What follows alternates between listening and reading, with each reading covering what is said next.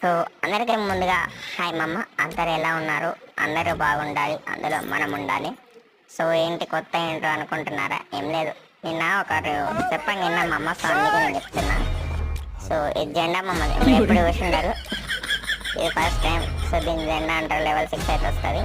ఇలా joke చేసినామమ్మ. So మ్యాటర్లోకి వస్తే అయితే ఇక్కడ గేమ్ ఓపెన్ చేసినామమ్మ. ఓపెన్ గానే న్యూ ఫెడెట్ వీల్ అయితే వచ్చిందమ్మ.